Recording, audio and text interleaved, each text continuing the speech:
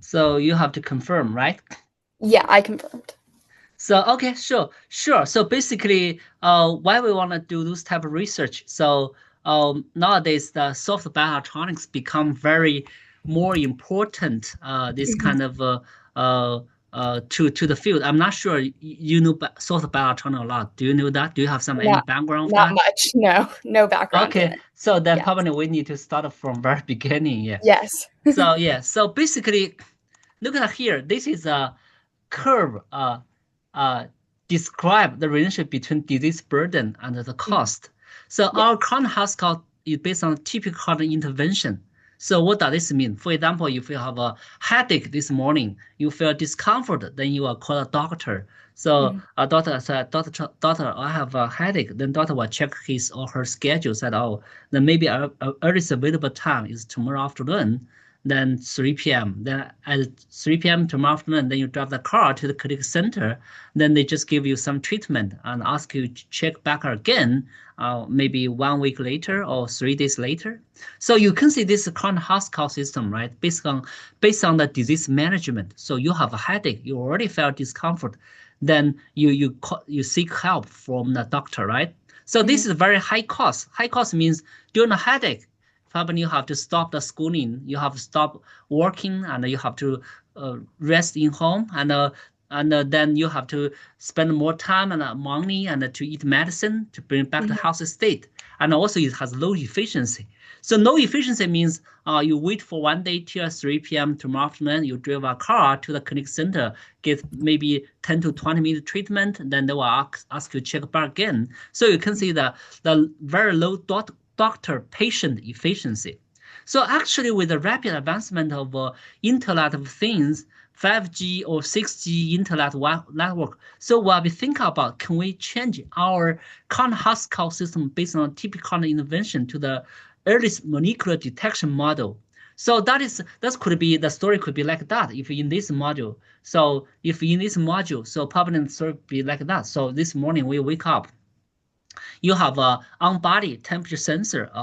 He just reminds you, oh, your body temperature is abnormally high compared with your body temperature that is stored in the cloud 1 week ago or 1 month ago, and is indicate that you have potential get headache. So you can share this information, temperature information or heart rate information, those information to your doctor by just give a phone call or give an email or give a message, a message. So they will give you immediate suggestion or say, oh, Dr. Chen, maybe you're too stressful. And at current with your current body temperature, strongly suggest you to don't go to office this morning. Probably just sleep longer in the bed and drink more hot water. Once your body temperature back to normal range, then you can continue to work.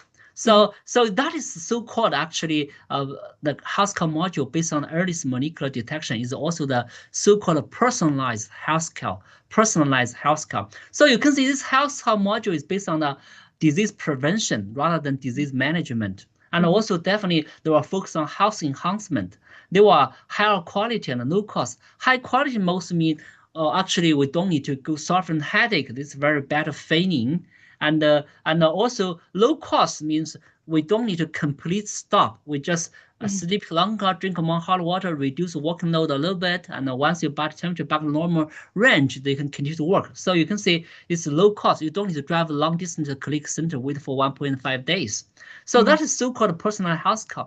You can see to realize this kind of health transformation, the sort of bioelectronic devices like the body temperature I mentioned just now play a very important role. So those sort of bioelectronics will enable the change of current reactive and disease-centric health system to a personal module with a focus on disease prevention, health promotion.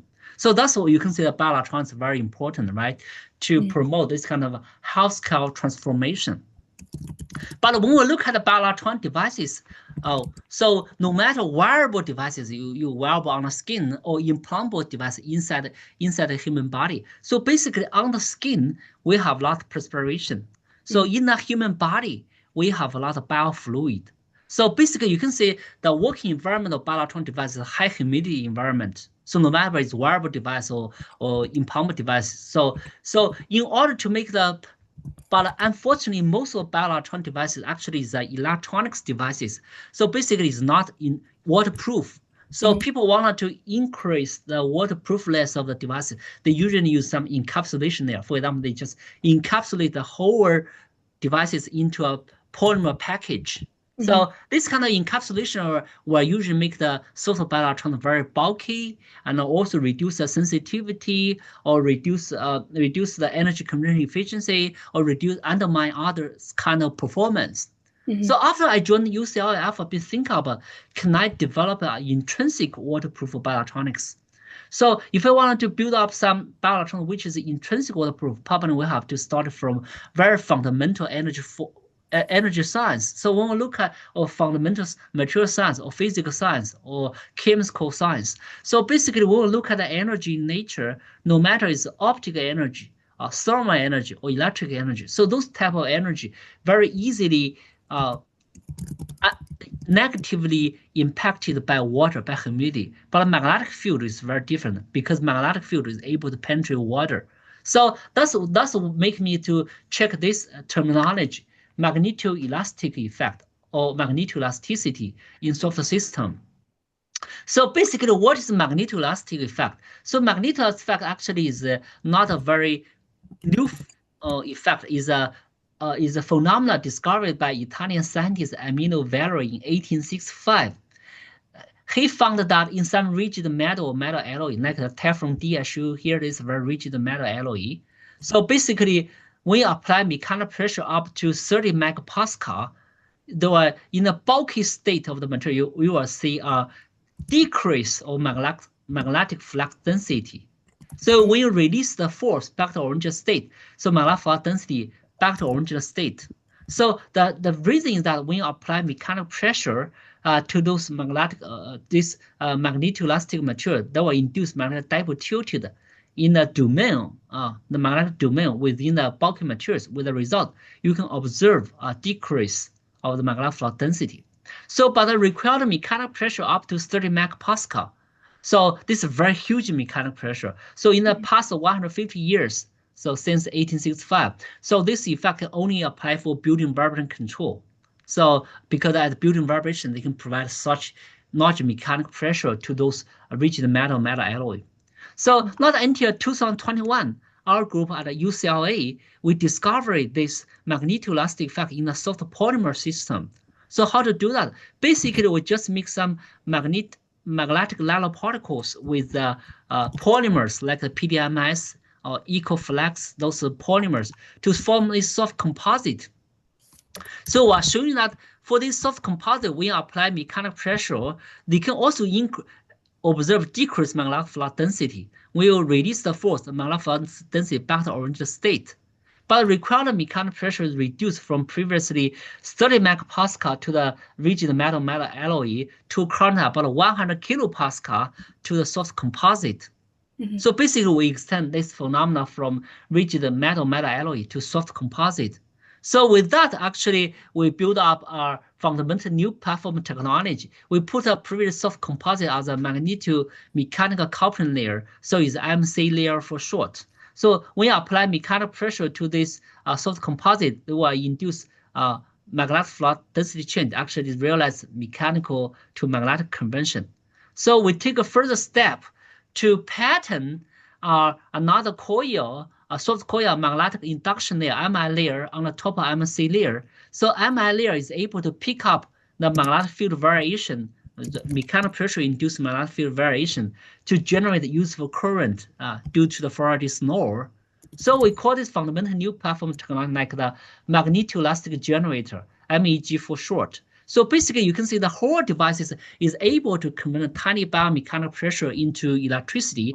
And because with this all-in-one body design, so this device is stretchable and flexible and intrinsic waterproof. Even you have a lot of water droplet on that, so they will not undermine its performance. So this work was published on Nature Materials in 2021 and highlighted by Nature as well, and highlighted the front cover of Nature Materials of December each of 2021.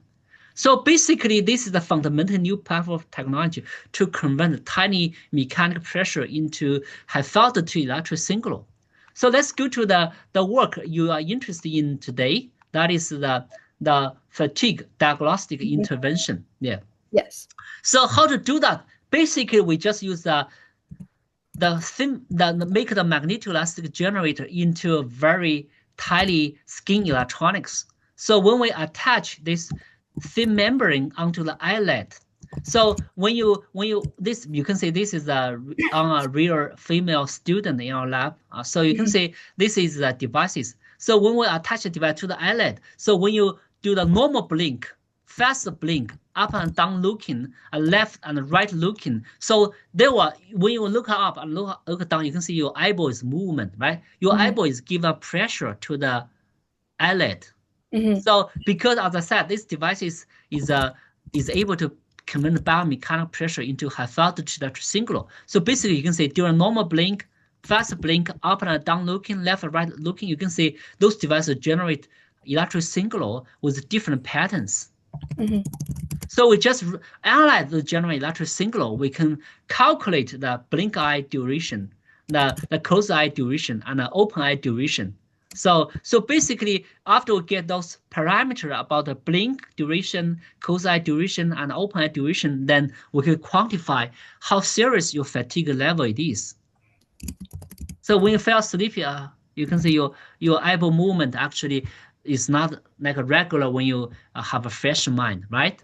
Yes. So basically, we just use these devices to quantify your fatigue level. So once the devices after the singular processing, they said, oh, your fatigue level is beyond certain threshold because this device is able to release electric pulse to stimulate to keep you refreshed. Because as I said, those electric signal actually first contains a lot of information about your eyeball movement. Second, those electric signals could be taken as an electric stimulation to stimulate your eyeball to make you remind you, oh, you're already beyond certain threshold, and then there was electrify you and a tiny stimulation to bring you up, actually, to make you have a fresh mind or clear mind. So basically, as I said, I summarize here, this ultra thin, ultra soft, and ultra stretchable magnetoelastic analytic sensor for self-powered, non-invasive, continuous fatigue diagnostic and closed loop fatigue intervention. The intervention most because they can use the electricity to stimulate your eyeball and to refresh your mind. So self-powered here because those electricity are generated by the eyeball movement itself. So then we call it self-powered. Non-invasive, that's because you can say this device is not invasive, right? It's not you just wear on the eyelid. You are not make you feel painful or discomfort, just a non-invasive. Continuously. So because as long as you have eyeball movement, so they are generating electric signal for analysis. So it's a continuous monitor, this kind of monitor. So basically, this is a story of this paper, yeah, and how it comes and why it's very important, why it's very unique. I said this device is intrinsic waterproof, right, and stretchable and flexible, and you don't need to worry about the biofluid on the sweat on your eyelid or the tears in the eye. So those actually humidity environment will not cause any negative effect or impact on the performance of this device. So basically, actually, based on this fundamentally new platform technology, our group is built up a lot of different soft magnetoelastic bioelectronics for diagnostic, just like the fatigue monitoring and also therapeutics and also energy applications. So basically, we are pioneer this research effort in the world because, as I said, this is a fundamental new platform technology and is created by our lab, in the world, and also we are pioneer this research effort to build up different soft magnetoelastic bioelectronics for diagnostics, therapeutics, and energy applications. So basically, what I show you here, this one is just one of the application scenarios. We can use them for example, we use them for pulse wave monitoring. So when you wear this device against the west artery site, they're able to continue to monitor your pulse wave into electric signals. So this is a pulse wave measured. So by analyzing these possible profiles, then we can get your blood pressure or heart rate, possible velocity, and many other parameters. So eyeball movement is just one of them. So they can also do the respiration monitoring. So when you attach a device to the belly part, when you breathe up and down, so they can also convert your belly up and down this mechanical pressure into electricity to detect whether you are normal breath, rapid breath, or coughing. So we can also use them for wearable human-machine interface devices and use them to as a touch panel to wirelessly control this music player to play the song, pause, play next song and last song. We can also use them for underwater haptic sensing device. So because the intrinsic waterproof. So when you wear those devices in the underwater situation, they can help to recognize the bottles. These are the cups. Actually, those are typical regular ocean waste. So we can use just by touch to recognize those ocean waste to help get rid of the ocean waste to clean the ocean environment. So we can use them for fatigue diagnostic intervention as I introduced just now. We can also use them to developing a magnetoelastic keyboard for Parkinson's disease diagnosis. So because when older people have Parkinson's disease, so they have a hand tremor. So the hand tremor will impact your typing behavior on the keyboard. So we can build up this magnetoelastic keyboard. So when people are typing on that, so basically they can diagnose whether you have Parkinson's disease or not. Yeah, we can also use them to Simpson develop a gel pen. So when you hand tremor due to Parkinson's disease, when you hold this pen to writing on the paper, this hand tremor will induce different this mechanical pressure to the paper, so they can generate different electric signal with different patterns to diagnose whether you have a Parkinson's disease or not. So basically, you can say this platform technology can be applied for different domains to solve different medical this kind of problem. So or diseases, give some treatment diseases. So basically, this is an overview of our research at UCLA. So do you have any question? Yeah, that was a great overview. That's so interesting, and yeah, I was going to ask about the different applications of this bioelectronic and how it can be applied to different fields, but you covered it all. This is super interesting. I do have a technical question for this fatigue diagnostics and intervention slide. When it says closed loop fatigue intervention, the introduction also talked about different, like an open loop way of Yeah. managing fatigue. So What are the closed differences? loop, closed loop, the closed loop actually is very traditional, conventional terminology in the bioengineering field. Closed loop means not only for diagnostics, but also provide therapeutics. So that's a integrated diagnostic. So you diagnose you have this disease, and then they will give you some treatment, that's therapeutics. So the closed loop means they just combine the two together. Yeah. Okay, Yeah. that makes So sense. for here, we just use a sensor to diagnose whether you have a serious fatigue. Then we use electricity to stimulate as a treatment. So this is why it's closed looped. Okay, You it understand? does. Yes, Yeah, it does it all basically. yeah. Just do everything together. Yeah. Mhm. Diagnose you have a fatigue.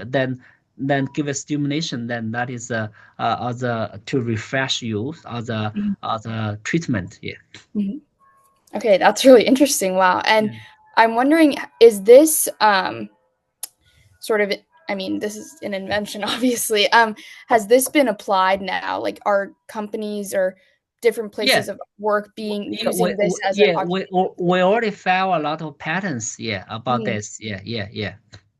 Okay, so it's being applied in an occupational environment already. Yeah. Well, we are start up some company about this technology. Yeah. Hmm. Okay, that's super interesting. Yeah. Um, Let me find any other questions. Oh, could you talk a little bit more um, about the magnetic flux? I think you mentioned that earlier in the slides, but how that's sort So of applied to.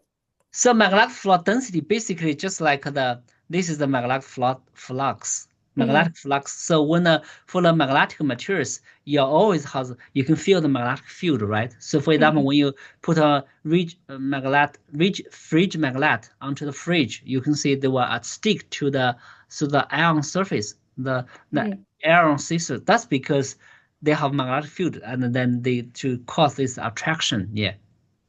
Okay. So Okay. magnetic flux density basically is this is the magnetic field lines density. Yeah. Okay. So you can say this is magnetic field lines. Yeah. Yeah. Okay. If you don't know, you just Google Yeah. magnetic flux density or magnetic flux. So there are a lot of detailed illustration and explanation. Yeah, on the website. Yeah. This is very basic terminology in the general physics. Yeah. Okay. Yeah. Okay. That makes sense. Yeah, I'll definitely do some more research on that. And then I think those were my main questions. Um, yeah, I think that was pretty much everything. I think you covered it all actually Yeah, in the yeah. So presentation. yeah, so that's why I think the recording very important. Mhm. So then you can review that, and if you have any question, you can follow up with me. Yeah. And yeah, so this paper was published on the Yale Science magazine, right? Yeah. In the Yale Scientific Magazine. Yes. Okay, okay. Is that all? You can send me a hard copy after it's published. Yeah, I'll send it to you before it's published just so that you can make Yeah, sure that yeah. I'm I can explaining help everything to. great. Yeah, I can help to make up to do a proofreading to make it Yes. sounds better. Yeah, yeah, Mhm. Yeah, yeah. I'll definitely do that. Okay. Okay. So thank you, Ashley. If you have Yeah. any further question, please feel free to contact me. Yeah. Yeah, Yeah. I Yeah. definitely will. Yeah. But yeah, thank you. So by the way, so what's your major in Yale? I'm studying neuroscience and economics. Oh, okay. Oh, this also could be applied for neuroscience application as well. Yeah. For example, Okay. Parkinson disease is a neuron degenerative diseases. Mhm. Yeah. Yeah. Yes. Yeah. Yeah. Yeah. Yeah. Yeah. So basically, okay. So let's stay in touch, and I'm looking forward to reading your article. Yeah. Yeah, definitely. Thank you so much for this. Okay. And yes, please send me the recording when you get the Sure. chance Sure. to Sure. I will review it. send you a recording right now. Yeah. Right Okay. after the meeting. Yeah. Okay. Okay. Okay. Sounds Take good. care, Ashley. Take Okay. care. Bye bye.